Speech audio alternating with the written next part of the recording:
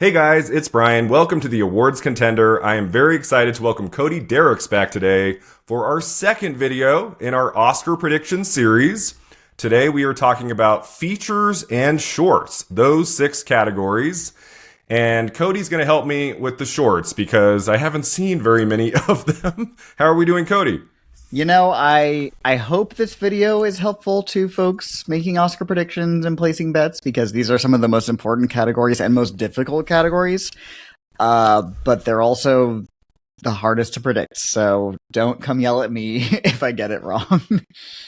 My goal every year is to get one of the shorts categories right. Like, just get one, Brian. Like, it's really sad, Cody, when you're doing really well. It's like your best year ever in your predictions, and you get all three shorts wrong. Like, all those predictions, You're just like, damn it.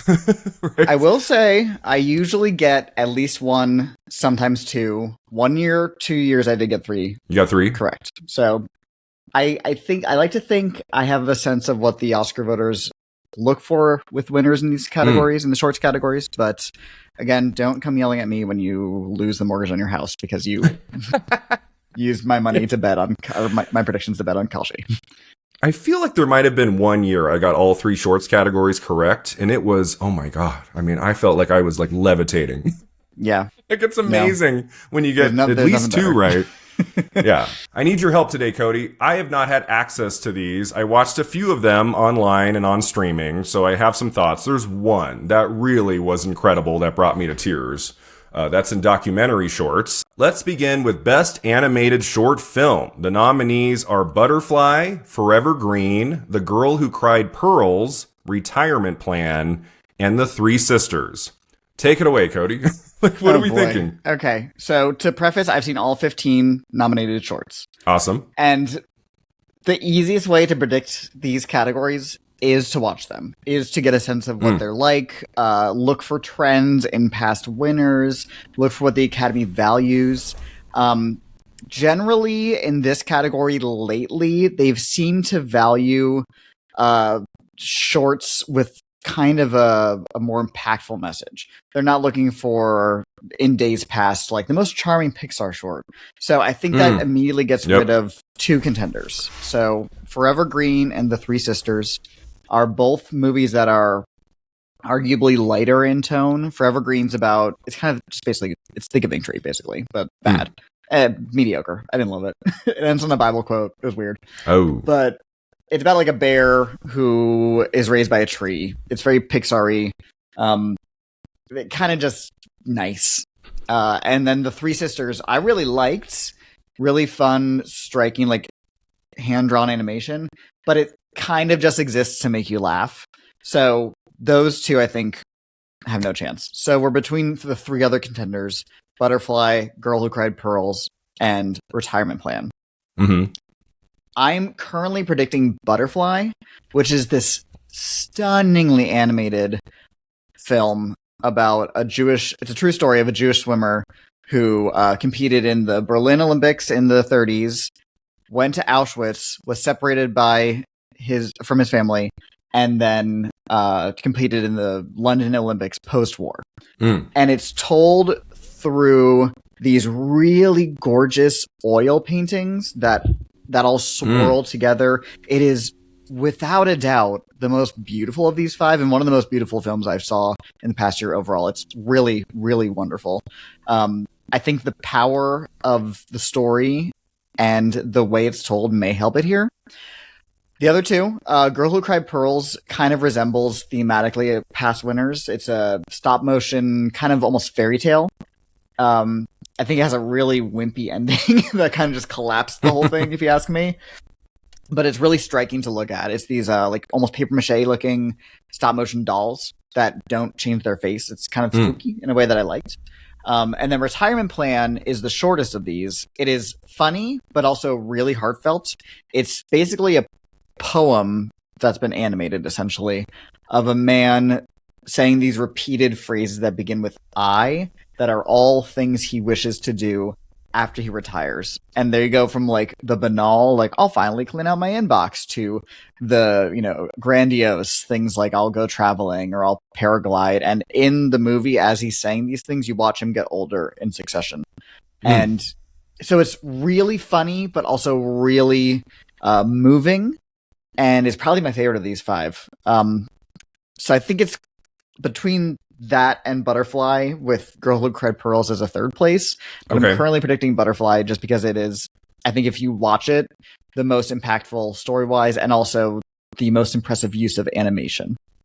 I looked at Award Expert this morning, and Butterfly was in first place, and it was like by a lot. It wasn't like, well, there's like 3 that are certain percentages, like the other 4 had small percentages, and then Butterfly was like, at least 80%, something like that. Mm-hmm. So that seems to be the clear favorites. If that's the case, where you're thinking it's probably Butterfly, tons and tons of people are thinking that. Does that mean it wins, Cody? Can we still get a surprise? We can always get a surprise in these categories. Even there's been years where the movie I had in 4th or 5th place wins. That wins. There's never a clear way. For a lot of reasons. I think these categories obviously have the least amount of voter engagement. A lot of voters likely just skip them because they haven't seen them all, which means there is a smaller room, there's a smaller margin in terms of like what could be between contenders. It might, for all we know, be like between 2 or 3 votes. So there's always room for quote unquote surprises, but these categories are so consistently unpredictable that you can't even say that anything is a surprise, because anything is possible. It's tricky too. If you feel in your gut like there's one really great film here, and most people think that's going to win, like to just go against that because it can be chaotic, and you're like, well, I'm just going to go with one of these others. It's like, well, then why even take the time to watch them and think about your predictions? At the end of the day, you have to go with the one you think has the best chance of winning, that you think is the best, right? Of course, yeah. Which is why I'm going with Butterfly, which is not my favorite in the category. It's my number 2 behind Retirement Plan, but I think is the one that catches potential voters' attention the most and has the likeliest chance of appealing to the most voters, because of, again, it's a combination of an emotional story and really, really, I cannot stress this enough, gorgeous animation. Yeah, but I think if you wanted to split the difference and vote for The Girl Who Cried Pearls, you wouldn't be within, you wouldn't be out of your mind, because I think it strikes a balance between all those things well as well. If you wanted to be different and still have a slight chance to predict correctly, The Girl Who Cried Pearls might be the choice. I think so. Yeah. Okay. Yeah, I remember I made a video about it right when I started making videos for the channel. It was the films of 2021 at the ceremony in early 2022. One of the 3 shorts categories went to a total shocker, something that had 1%. Almost nobody was predicting it, and then it won. So sometimes you do get that kind of a film here. But yeah, I right now I'm feeling Butterfly, and I will try to watch it. Is it on YouTube? I think it's on YouTube. I'm pretty sure all of these except for one are easily accessible in this category. Okay. I might be wrong. Retirement Plan is definitely on YouTube, and I highly recommend it. So I was an idiot last night, you guys. I was like, I should try to watch some of these animated shorts, and I went on IMDb, the app, and I looked up every title, and none of them showed a streamer, like a Netflix or HBO Max, and I went, oh. And then Cody's like, well, Brian, you can watch them on YouTube. I was like, all right. I forgot. Sorry. I should have told you. I didn't even think to go on YouTube and watch some of these. That makes sense. So I will get to these, and I will watch Butterfly very soon. But yeah, I'm, everything you said, Cody, the Award Expert app, that being so high in its percentage, I think Butterfly is the one, right? It's what I'm predicting, but as usual with the shorts, anybody saying they feel confident is either new to this or lying. Okay. All right. So our final prediction to win Best Animated Short Film is Butterfly. Next up is Best Documentary Short Film. The nominees are All the Empty Rooms, Armed Only with a Camera, The Life and Death of Brent Renaud, Children No More, Were and Are Gone, The Devil is Busy, and Perfectly a Strangeness. So I looked at 3 of these 2 nights ago. All 3 were terrific. The one that brought me to tears, that was the best short film that's nominated this year I have seen, is All the Empty Rooms. I couldn't handle that one, Cody. That was too much for me. It was so beautifully done. Very emotional. Yeah. It's this category, 4 of them are extremely emotional, powerful to different degrees, and arguably hard to watch. Mm-hmm. And then there's one that's just about donkeys. Which one's that? Perfectly Estranged. Oh, okay. It's just about donkeys hanging out. Yeah. I think easily is the least likely to win here, unless voters go for the difference. The cheerful one. Yeah, and it's just so different. It is 15 minutes long when all the other ones are at least half an hour. It is silent. There are no humans. It literally just follows a herd of donkeys as they stumble upon an observatory for astronomy in Chile, and you just kind of watch them wander around it. If that sounds boring, it's actually not. I thought it was quite beautiful. It just, it is borderline of a narrative feature because there's no nonfiction perspective here besides the fact that like these are animals, but like what's the difference between this and saying actually these donkeys, these are their names and they wander around the desert. There's very little separating it to my mind from a narrative feature. So I don't think voters are going to really appreciate this as a feat of documentary storytelling, but it is for what it's going for. Very nice. But I think it's far and away the number 5 in this category. Okay. What is Children No More? Children No More is about a group of Israeli citizens who protest against the war in Gaza, specifically the murders of children by Israeli troops, by standing in silent protest, holding signs that each of the signs has, if available, a photo of a murdered child while they were alive and some information about them. And they just stand silently collected, and because it's a silent protest, they don't have to get a permit to gather. And so it follows them, and it shows, obviously, like some people just look at the signs very contemplatively, move on, and then obviously they get pushback from people who are fans of what their government's doing. And it is effective, but I think in the way that the film tries to capture the spirit of these silent still protests by not really giving too much context or delving into what they're doing, and mostly just kind of shows what they're doing, which is powerful. But I think in terms of telling a documentary type story, it isn't totally successful, but it is effective, if that makes sense. Okay. Do you think that has any chance? Like, I really don't. This is like my number 3 or 4 at best. For me, there's a very clear favorite in this category with a possible runner-up. Okay. To jump to that, All the Empty Rooms is my prediction here. I think it's gotta win. It's so good. It's extremely powerful. For those listening who don't know, it's about a journalist who has taken on a project of documenting the childhood bedrooms of children who have been murdered in school shootings. Yeah. So these bedrooms are mostly untouched to the point where some of them have piles of dirty clothes and hairbrushes with their hair still on it. So the movie shows the rooms, talks to the parents, shows footage of the kids while they're alive, talks to their siblings. It is upsetting, infuriating, kind of everything you hope a documentary about this subject would be. And to be maybe a little bit glib in terms of its awards chances, it's a Netflix production. Which there you go. Netflix has won this category nearly half of the amount of ceremonies in the past 10 years. Okay. So very good chance it wins here. It also is a very American perspective about an American problem that I think a lot of American voters in the Academy may vote for. So for me, this is probably of the 3 shorts, the short category is the easiest to predict. If I get this right, then I think it's going with All the Empty Rooms. But I wouldn't completely rule out Armed with It Only. Oh, geez, what's it called? Armed only with a Camera. The Life and Death of Brent Renault. Which struck me as a little bit more of like your, not generic, but kind of more of a typical documentary about somebody. It felt a little bit more like I've seen something like this before, whereas All the Empty Rooms felt like something different. And you would be right. Obviously, the subject of the story is a subject worth exploring in documentary. He was a photojournalist who was killed in Ukraine at the start of that war, and he made a life of putting himself in the most dangerous situations possible. So, like war-torn Iraq and Afghanistan, Haiti after the big earthquake, places that are ruined and the center of disaster or violence, and he focused on the people impacted by it, the citizens. So effective work, obviously.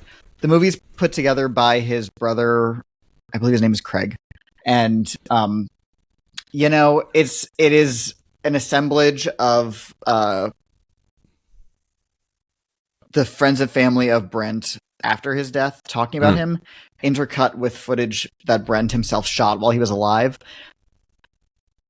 And I feel a little bad saying this. I don't think it's really presented in the most effective way. The footage that Brent shot that's shown is shown with very little context and very little explanation. It's kind of just cut into the movie, which makes the entire movie just kind of feel like a montage of human suffering. Again, sorry if that's kind of glib, but I didn't really walk away from this feeling pretty impacted, besides the obvious emotional impact of that footage in a vacuum. But as a film, I don't think it totally works. Yeah, I admired it, and obviously the subject was worth exploring.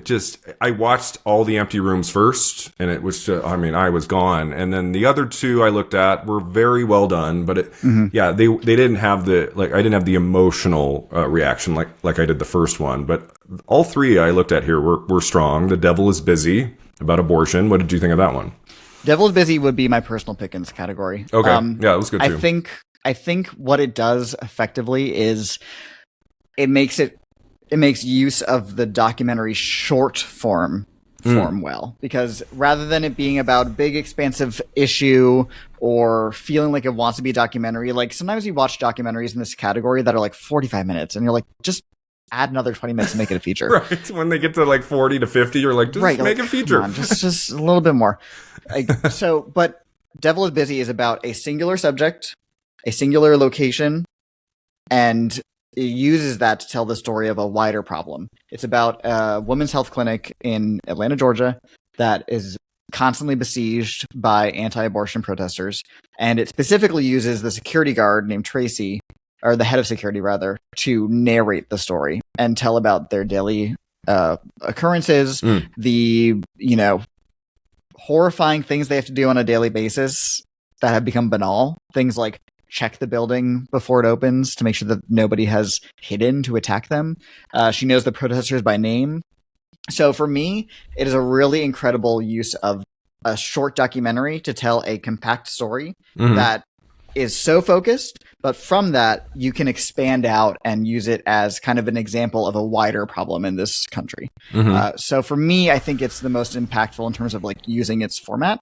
Right. But I don't know if it has the biggest chance of winning here. I think All the Empty Rooms is probably fairly easy in terms of calling it a prediction, but yeah, I think you're right. I think The Devil is Busy is probably in second, and could maybe win. But All the Empty Rooms, I don't know how you watch that and don't get a little bit teary-eyed by the end. I'm a former teacher, and just when it comes to school shootings, it's a subject that just. It's really hard for me, and a perspective on that topic I've never even really thought about was, what do you do with the children's bedrooms? And to go into these rooms and talk to the parents, and they're all crying as they discuss their daughter or son, and then we see video footage of them, sometimes like the day or the day before they died, and playing like on the ground with animals. She wanted to be a vet, and I was basically just like crying the entire movie. And I think that being a feature film, a feature-length documentary, it would have been too much. I think it was about 30 minutes long. That was the right length. I don't think you can make that as 90 minutes. It would have been way too much. I also think that's a necessary length to get in at the Oscars in short film, not feature film. If we're assessing all angles of its awards chances, I will say anecdotally, I've seen out there on like Letterboxd and other reactions from non-Americans who kind of see it as a little bit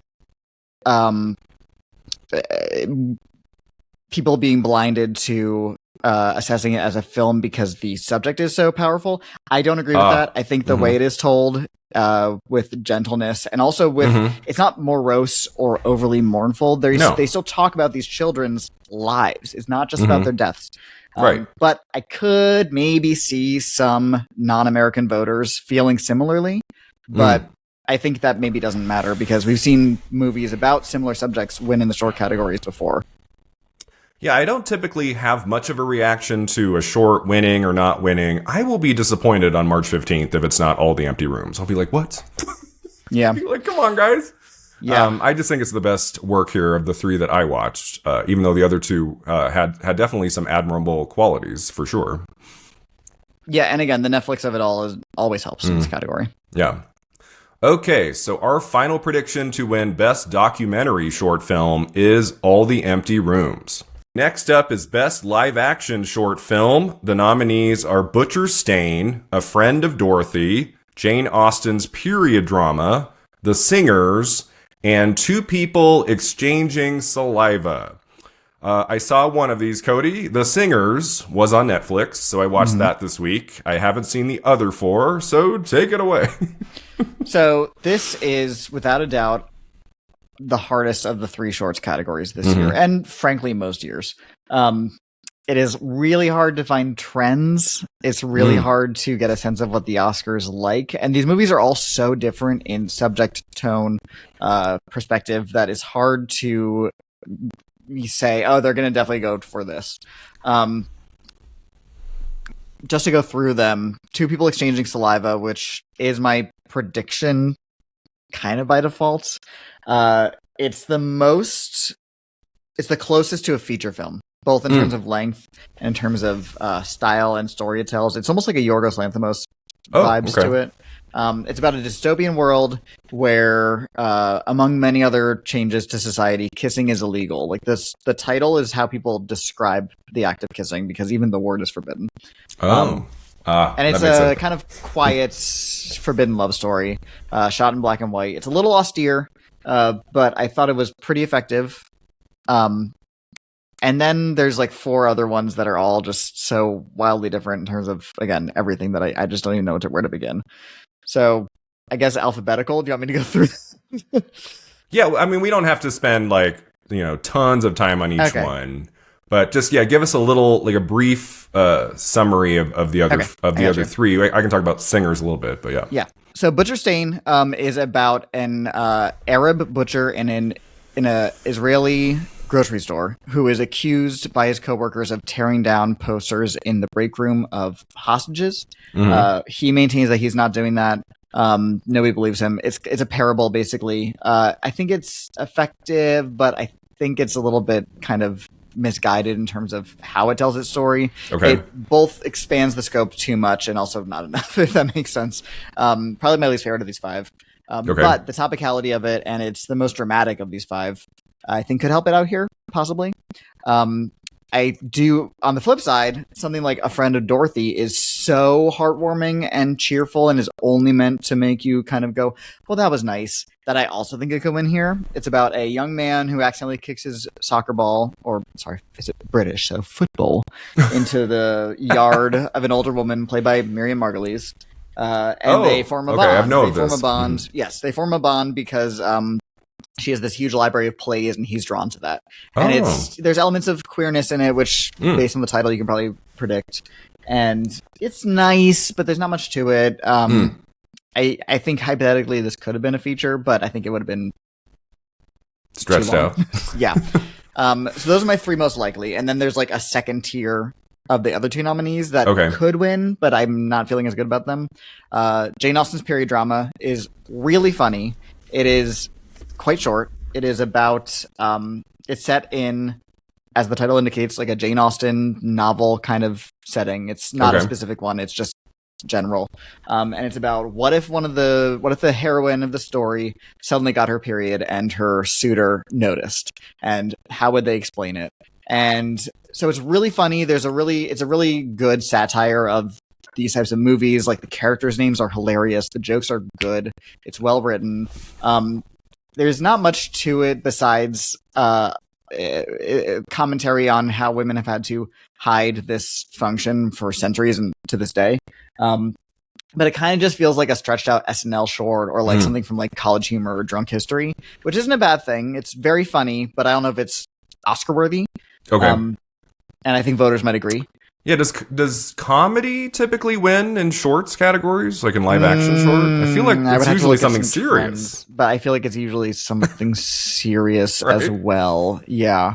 Uh, You don't know every live action short film off the top of your head right now? You're going back 30 I've seen years, every you don't know nominee in the past 10 years, so I should know this. But what even won last year? I can't even remember. You know, these ceremonies leave your mind so quickly.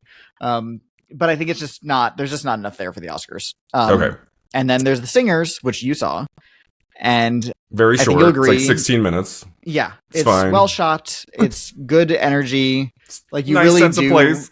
Yeah, it's set in a bar and like you feel Yeah. like you're in the bar. But there's not much to it. It's about guys talking about singing and displaying their singing voices. And it's kind of like, oh, how nice. They can all sing, but you don't know who they are.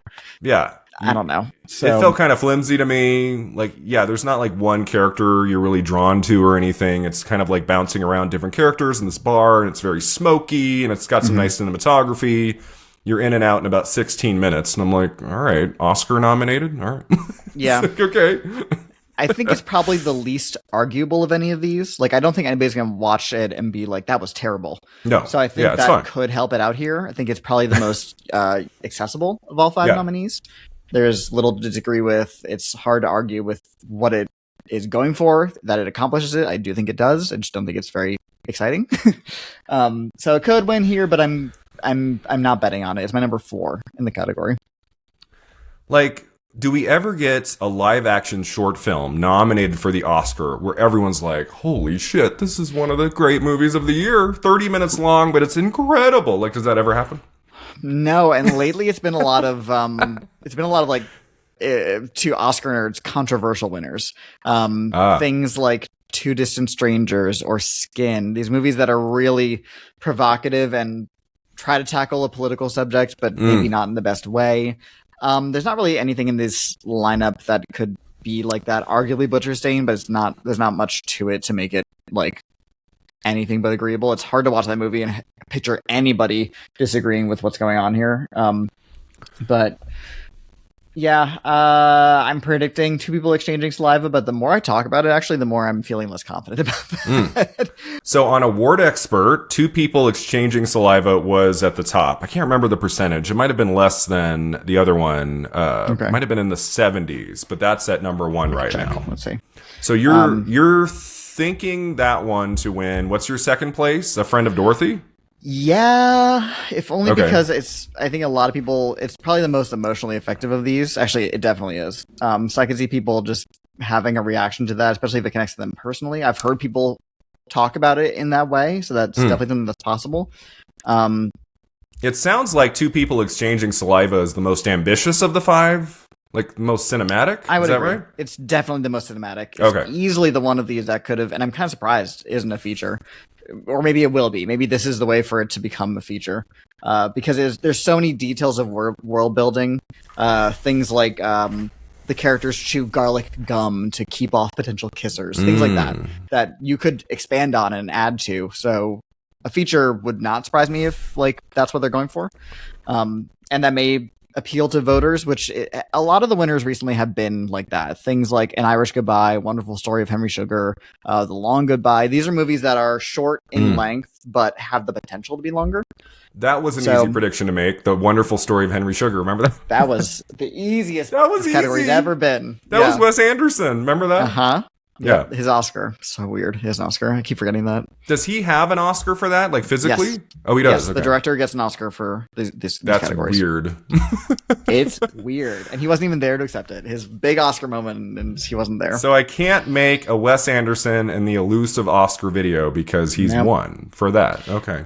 No. I mean, you can talk about it in writing, like something. It's kind of weird that he does have an Oscar and it's for a short film. So, based on everything you've said, Cody, 2 people exchanging saliva makes the most sense. But probably we get a surprise here. One of these 3. We can't be overly confident, right? No, this is, like I said, this is of the 3 shorts categories, the one I feel the least confident in. Okay, if it's not 2 people, you think it's A Friend of Dorothy that probably wins. Yes, but it won't be maybe... possibly The Singers. The Singers is on Netflix. Could it just be a case where like more people see The Singers? I thought possibly, but as we know, they have to allegedly have seen all the nominees. So hypothetically, that shouldn't affect them. But like maybe that means they're better at campaigning. I could say personally, I've gotten emails about The Singers from Netflix. So like they are pushing it. What do you think is the percentage of Academy members who will watch all 15 shorts?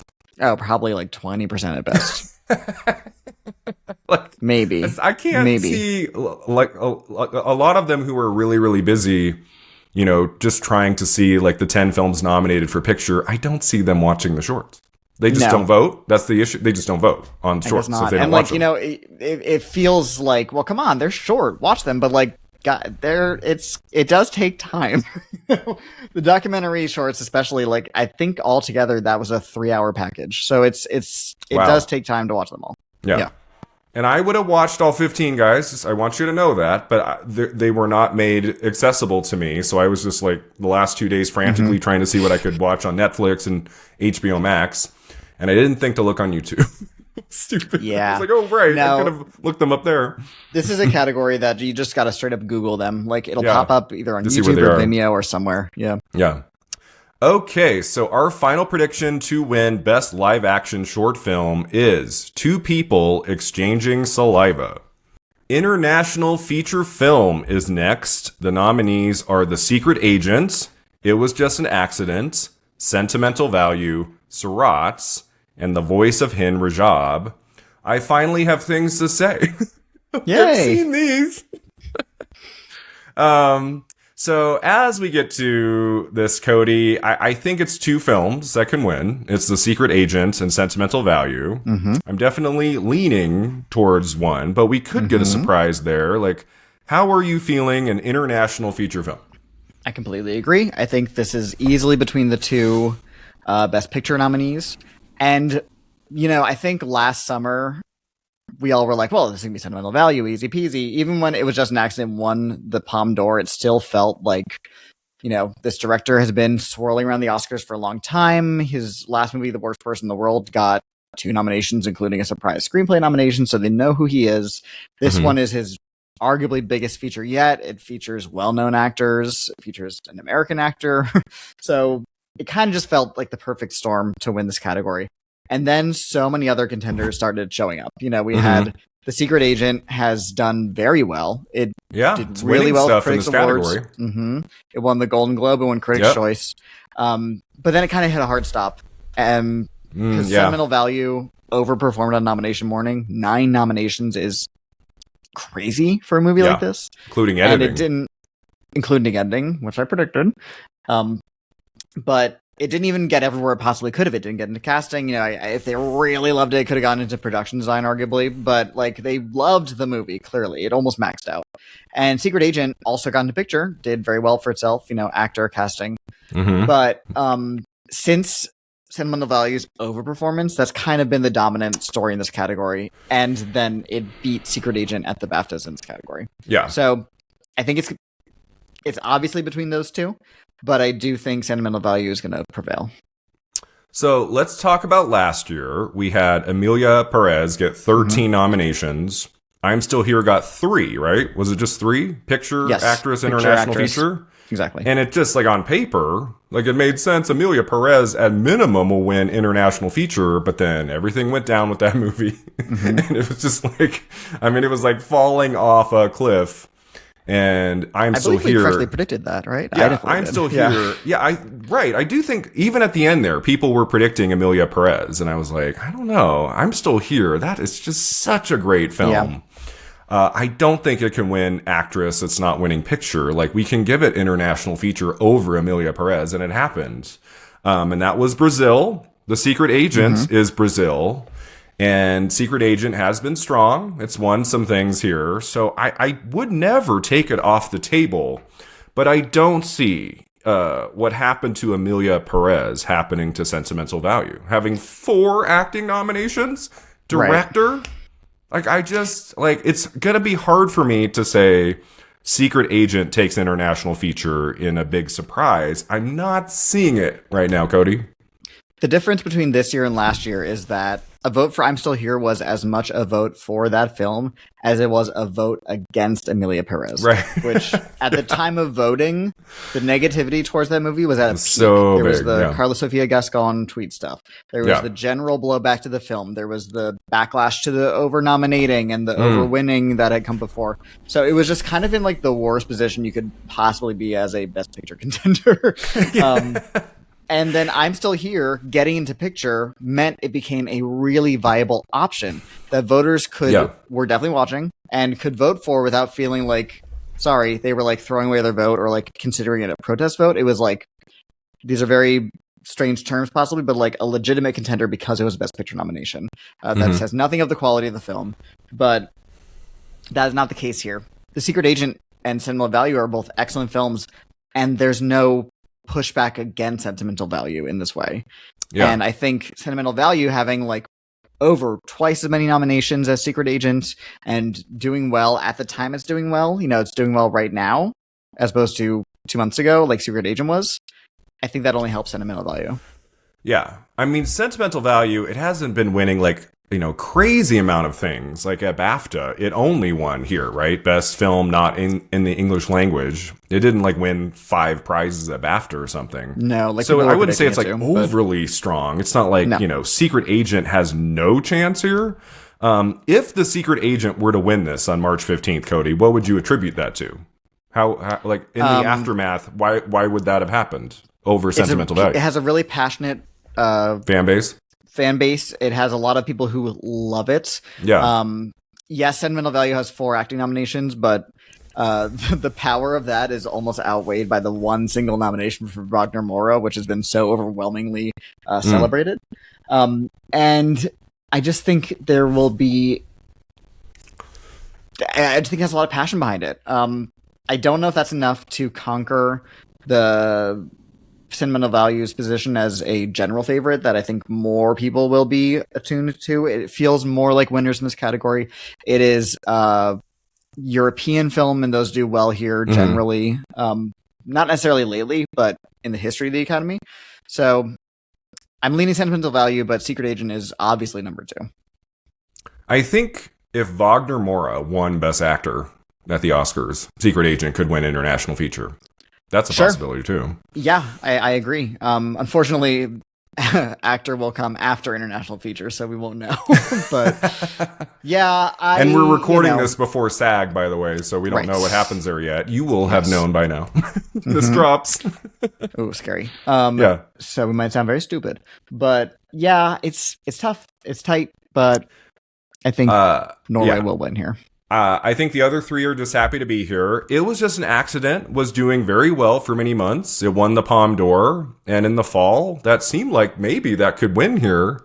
And that just kind of fell off. It didn't do very well in Oscar nominations morning. I think it's a terrific film. I'm happy it's here at least. Surat and The Voice of Hin Rajab, both very good films. I would put those at the bottom. I just don't think there's enough love for those movies. I just watched The Voice of Hin Rajab 2 nights ago. Very interesting film. Like unlike anything like I've seen in a long, long time. Yeah, I really loved real audio from the events, but actors in the movie. That was interesting. Yeah, the way it tells its story is such a groundbreaking use of the filmmaking form. It feels like nothing else I've ever seen. I really am drawn to that kind of daring filmmaking personally. That and It Was Just an Accident are my 2 like top. If I had a vote, it would be between those 2. It would be really hard. Yeah. Sentimental Value didn't really work for me as much as it did for seemingly everybody else. I was left a little. I didn't really feel moved by it in a way that everybody else seemed to, which is strange because I have siblings, so you'd think it would work on me. But yeah. I like movies about artists, filmmakers, actors, so I was like drawn in. I mean, it's got such a great cast, and the writer-director, he's so talented. I loved Worst Person in the World. It was one of my favorite movies of its year, and I think this just doesn't feel as I think it's much better. This just doesn't feel as exciting or as captivating, as it doesn't make me sit up and pay attention like that movie did. Yeah. But I guess not every movie a director makes can, but it does feel like a letdown for me from the last film. I think that's how The Secret Agent could win, is that there's just more passion from voters for that movie. A lot of people are like, I liked Sentimental Value. You know, it was good. But you know what I really loved? I loved The Secret Agent. That was fantastic. I'm going to give my vote to that. That's how it can win.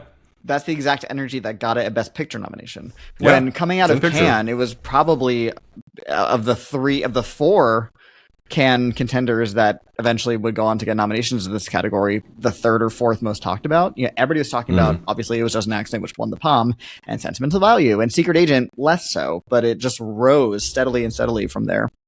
There is a small part of me, Cody, that wants to go out on a limb and predict Secret Agent. I just think Sentimental Value is in too many categories, including director. That would kind of surprise me if it was The Secret Agent, but it's definitely possible.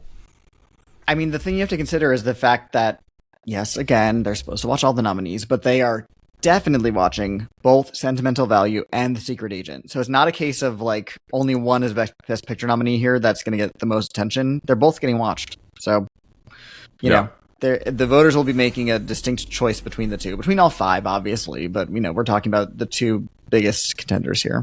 Yeah. So I could see Secret Agent doing it. I'm not going to be like, what? Like, if that happens, I just, with Sentimental Value winning at BAFTA, Secret Agent, it doesn't seem quite strong enough to me to overtake Sentimental Value right now. That's kind of how I feel. If Secret Agent had won the BAFTA, then it would be a different story. Yeah, but that would be different. Mm-hmm. Yeah. Also, Sentimental Value got the PGA nomination, so like it's expanded beyond just this category and has all season. In a close race, we are going with that here. So our final prediction to win the Oscar for Best International Feature Film is Sentimental Value. All right, now we have Best Documentary Feature Film. The nominees are The Alabama Solution, Come See Me in the Good Light, Cutting Through Rocks, Mr. Nobody Against Putin, and The Perfect Neighbor.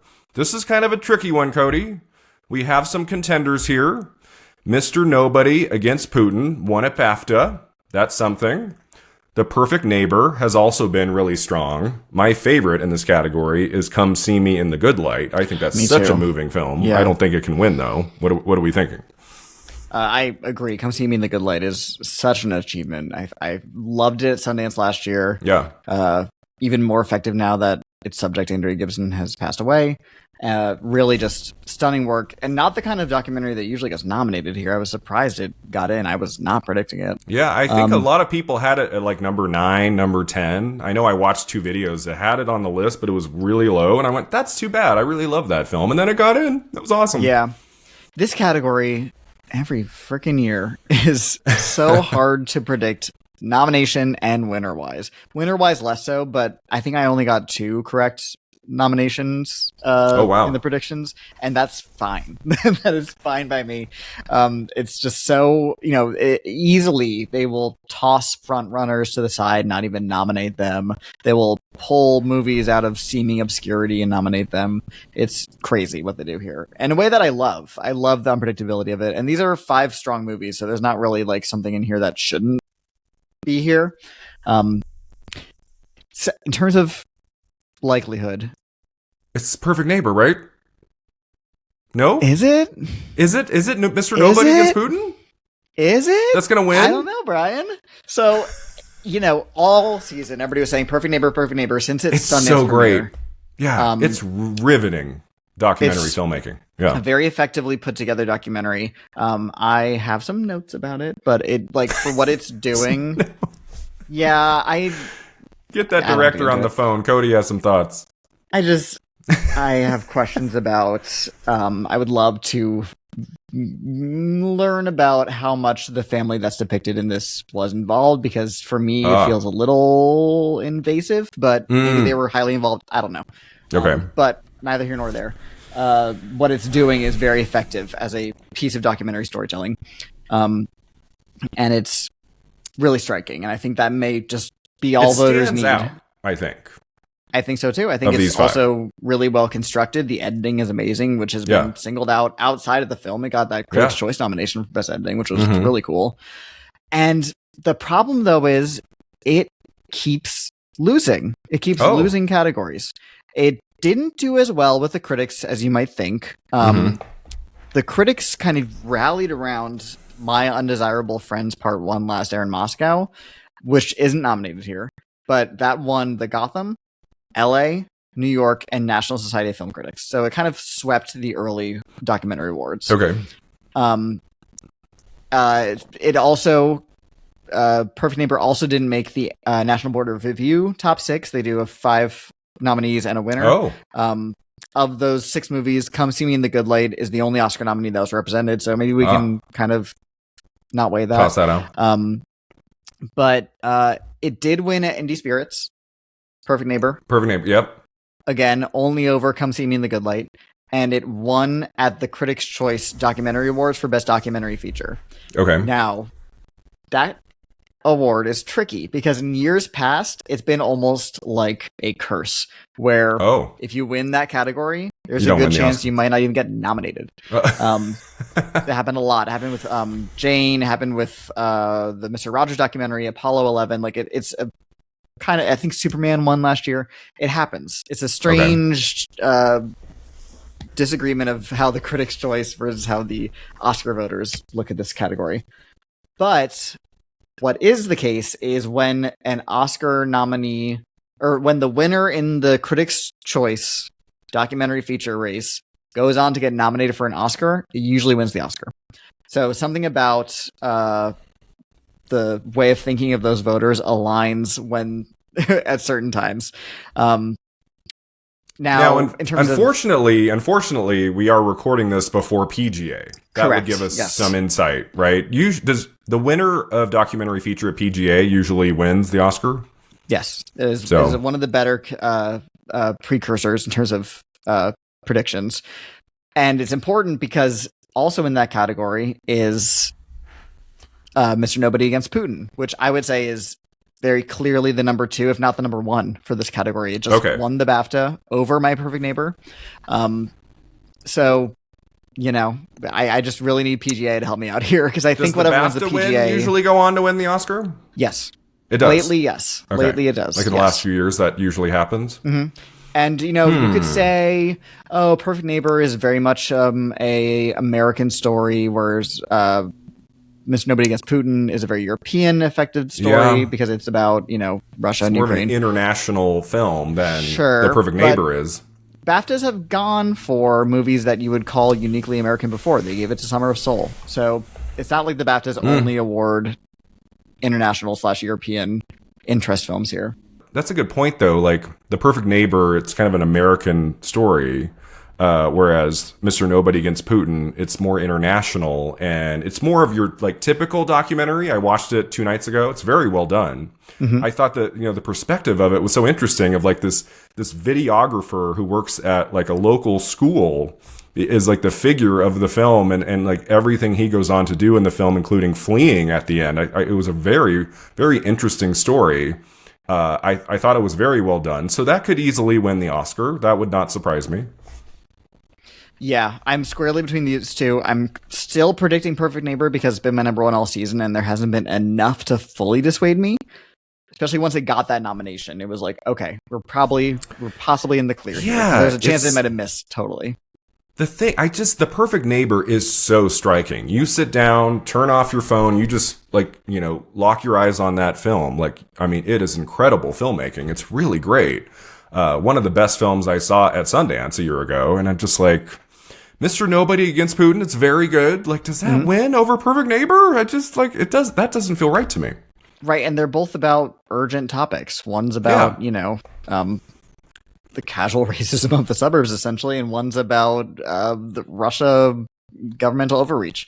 So it's not like one is flighty and weightless and one is really impactful and serious. They both have an emotional impact and a political impact. So I can see it. Really I can see them opening the envelope on March 15th. They say The Perfect Neighbor. I could too. But this category gives you surprises every now and then. Yeah. Not lately, really, but it is one of the more unpredictable categories when there is a race like this. Yeah. Then it can be tricky. Watch it be the Alabama Solution. That wins. I mean, it's I on watched HBO. that. I watched it. It was on HBO, and it was very good. It was like about a subject matter worth exploring. It just felt kind of like other films I'd seen on that subject. There was nothing about it that really popped. Like, oh, this is a new perspective. So that's why I'm like, I don't know if that wins. I guess what I would say about that movie is that like the use of actual prisoners' cell phone footage is pretty. That was good. Yeah. Striking. The movie would not have been able to be made without that. It's mostly contraband cell phone footage. But I don't know if it's enough to win here. If we're talking win potential. Could be a dark horse here where we're like, number 3 in my like that wins for sure. Yeah. The only one I didn't see was Cutting Through Rocks. Have you seen that? What's that about? It's about a woman in a small Iranian village who runs for her town's council and is elected and is the first woman to be elected there. And maybe in any village, I don't have my statistics in front of me, but she's an important figure in Iran in local politics, and it's about how as soon as she gets elected, they try to the men in power and even those non-power try to take her down, and she pushes through. It's a powerful documentary. It's very effective. It covers a long stretch of time, which I really liked. I really enjoyed this one. I think it is. In terms of winners, though, probably my number 5, most likely in here. Cody thinks it's so good that it's his number 5. It happens, like we don't always get what we want. Okay, so like if I was voting here as an Academy member, I would pick Come See Me in the Good Light. That was just such a devastating, beautiful story. I love that movie. And Mr. Nobody Against Putin makes sense. If that wins at PGA, you will all know by now when this drops. If that won, then we'll probably go to that, right? Correct. Yes. It'll be hard for me to justify. PGA, it'll be hard for me to justify Perfect Neighbor if Mr. Nobody Against Putin wins at PGA. I'll be like, it won BAFTA, it won PGA. Like, Brian, what are we doing here? If Mr. Nobody or Perfect Neighbor, either of those two win PGA, that's what I'm going with. Okay. The only other Oscar nominee nominated there is Alabama Solution. If that wins, I don't know how to predict it, which may sound strange. Or if one of the other ones wins, I probably will just go with Perfect Neighbor just based on general season strength. Okay. But I don't know. We'll have to see. Our final prediction to win the Oscar for documentary feature film is The Perfect Neighbor. And our final category today is animated feature film. The nominees are Arco, Elio, K-pop Demon Hunters, Little Amelie, or the character of Rain, and Zootopia 2. Okay, Cody, is this the easiest category of the day here? It's K-pop, right? This is top 5 easiest categories of the entire Oscars. It's like, duh. It's K-pop Demon Hunters. It wins everywhere. It's an international cultural sensation. It's winning another Oscar in original song. So it's going to go 2 for 2 and be one of the top winners of the night, which is kind of crazy for a Netflix movie called K-pop Demon Hunters. But once you watch it, it's hard to deny. It totally works. I even took a long time to watch this movie because everybody was telling me to watch it, and I look at the title and I'm like, are you kidding me? And I kind of watched it like this, but I was won over. I was charmed. I had a good time. So I want to say it was around July last year, Cody. Almost every video I would post here, I'd get a comment, when are you going to review K-pop Demon Hunters? And I'm like, what the hell is that? I'm good. And then it was like late August, and my nephews had seen it. They told me at a gathering how much they loved it. And I'm like, oh, it's like this Netflix animated feature film. Like, well, I'll watch it. Maybe I'll review it. And I was like really taken with it. I thought it was really fun. Great songs, great characters, beautiful animation. Mm-hmm. And I reviewed it for the channel. I gave it an 8 out of 10. I really, really enjoyed it. And I have now seen all 5 of these. I watched Little Amelie last night, which was lovely. Mm-hmm. Beautiful animation. Great characters and very well done. But my favorite, Cody, is still K-pop Demon Hunters. I mean, the 5. It just works. It's surprising to me. I haven't heard much against it. It's kind of a miracle because like you said, it kind of just got tossed on Netflix, and I didn't hear about it until well after it had been on there for word of mouth. Yeah, it's totally organic, and Netflix now is like, of course, K-pop Demon Hunters. We were always behind this movie, and it went to theaters. It was like it had like special screenings in August, and that also perked my interest. I was like, oh, it's like actually playing in the theater here. Interesting. And even at BAFTAs, where it wasn't eligible, they gave the win to Zootopia 2, but they performed Golden. They performed. So, that was wild. Even when they couldn't award it because it was not possible to, they still gave a moment to showcase the movie. Yeah. So, I mean, I wouldn't say Zootopia 2 is at 0%. You know, that's like the big Disney animated film. Yeah. You don't think there's any reality where Zootopia 2 could beat it? That's absolutely not happening. It's not just the fact that K-pop Demon Hunters is so strong. This category has a big problem with awarding sequels that aren't Toy Story sequels. No sequel besides Toy Story 3 and 4 have ever won in this category. So Toy Story 5 has a shot next year? Toy Story 5 it absolutely does. Yes, it does. No. We'll be talking about it a year from now, I'm sure, unless it's a disaster. I actually get like kind of sick in my stomach every time I see something about Toy Story 5. I'm like, guys, I know it's going to make, $2 billion.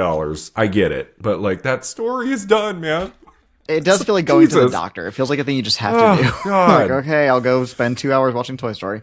It's just, I think we've talked about it before. I was like, Toy Story 4 is a movie that did not need to happen. Like that, the ending of 3 was perfect. And then it's like, now we're getting 5. I'm like, whoa, okay. Zootopia 2, isn't it like their biggest animated film ever? Like it's very like possibly. Insane. It's made so much money. It's either has or is about to become the number one domestic movie of 2025. It has made I think it just did. I think it just became the highest grossing movie worldwide. Or with Avatar? Did it make more than Avatar 3? A Minecraft movie. So which I never saw. I was so happy when a Minecraft movie did not get a single Razzie nomination because I was like, I don't have to watch it. Because I watched all the Razzie nominations. I mean, you didn't have to do that either. So no, but it was fun. It was fun. They're like, Jesus Christ, this guy can't watch the shorts, but he'll watch all the Razzie films. Welcome to the awards contender. But you could maybe make the case Zootopia 2 is in second, and like it is. But will more Academy members maybe watch that? I don't know. I just think K-pop Demon Hunters is too strong. I would be very surprised if that lost here. Yes, it's on Netflix. Anybody can watch it anytime. They probably already all saw it at least once. Golden is huge. I just think this is a runaway train, and it's just going to be the way it goes. This category is often pretty predictable, and this year is no different. If Wild Robot was this last year, Cody, would that be winning over K-pop? I don't think so, because K-pop is such a sensation. No, I don't think so. And Wild Robot was like, in terms of its precursors. That's my favorite animated feature of the last 2 to 3 years, at least. I love that film, as we talked about. That didn't win? Oh my gosh. The other two, Arcos, was nice. I watched it. It was, it was fine. And Elio, which I saw last summer in the theater. Lovely movie. It's not one of Pixar's best, so that's not going to win. That's just happy to be here. And I liked it quite a bit. It just is here kind of by default, because outside of these 5, the pool of potential nominees was extremely weak. This 5 was locked in all season, basically. Yeah, we don't have like a sneaky small movie that could overtake K-pop, right? Like Little Amelie, like that can't come out of nowhere here and win. Neither Little Amelie nor Argo is this year's Flow. It's just not. Yeah. They're not viable contenders in terms of precursors, in terms of buzz, in terms of acclaim. They're just not. Because the thing that helped Flow beat Wild Robot last year and helped Boy and the Heron beat Spider-Man the year before is that the movies that end up winning were the ones with better reviews. They're the ones that best reviews. Exactly. K-pop Demon Hunters has great reviews. That's not a problem this year. It's not like we're just awarding the movie with the most appeal or from the studio that they might be defaulting to. Not the case here. It's a matter of quality and sensation, and just it's the only other nominee here that has another nomination. So I just there's very little to talk about. Yeah. Yeah, but it is interesting that a film with that title is going to win 2 Oscars. And it's even more interesting that I don't have a problem with that. And it's like, okay, it's like, why not? It's like for 3 or 4 years, I just refused to watch Buffy the Vampire Slayer because of the title. I'm like, that sounds so stupid. I am not watching that. She slays, Brian. I don't care that everyone's saying how great. I'm like, I'm not watching that show. That title is stupid. That is my favorite television series. I've watched it all the way through 3 times. And so sometimes now we know not to judge a book by its cover. Title. Don't judge a movie by its title, man. I was totally judging K-pop Demon Hunters last summer. I'm like, I'm good. I don't need to watch that. And then I put it on. I'm like, this is wonderful. This is fantastic. And it's likely going to win in this category, right? So our final prediction to win Best Animated Feature Film at the Oscars is K-pop Demon Hunters. This was fun, Cody. We're going to have one more video in a few days. We are predicting the top 8 categories. Screenplay, acting, director, and picture is coming your way this coming weekends. What are your final thoughts on features and shorts? Like, how are we feeling about these categories? I feel great about animated feature. I feel about anything else. About everything else. Yep. International features, probably sentimental value. Probably. But I would say it's like 75%, not 90. That's exactly the number I was going to give it. Yep. 75, 25 Secret Agent, I think. Yep. And I need PGA for documentary, and then I'll feel better. And then the shorts, as always. Yeah, what scares me about the shorts is that the 3 we are predicting right now are the 3 that have the high percentage on Award Experts, the app. So I'm like, that just seems too simple and easy. Like, we're going to get a surprise. But hopefully we get 2 of those. There have been years where, I said this to you off camera, I got all 3 right in the Parasite year. And those were the most common predicted contenders. So like every now and then it happens. But shorts are without a doubt one of those categories where, and this happens almost every year, my number like 4 or 5 ends up being the winner. So you never know. Yeah, it seems like if there's a consensus around these 3, like these are the films that probably win in shorts, like we'll probably get 2 of them right? Maybe. Just don't want to get them all wrong. If I get 1, I'll feel good. If I get 2, I'll feel great. If I get all 3, you will never hear the end of it. Yeah. Now, like, the acting categories, as we'll get to, SAG will have happened by now, but boy, like, there could be some races here to talk about. It's not going to be all locked up, I think. It's going to be fun. So that conversation is coming in just a few days. But thanks again, Cody, for being here. Let our viewers know where they can find you online. You can find all my writing and podcasting at Next Best Picture and Awards Watch. I have my own podcast about horror movies called Halloweeners, and you can find me on every social media platform at CodyMonster91. All right, so let us know in the comments below, what are you predicting to win in the features and shorts categories, and I will see you next time at the Awards Contender.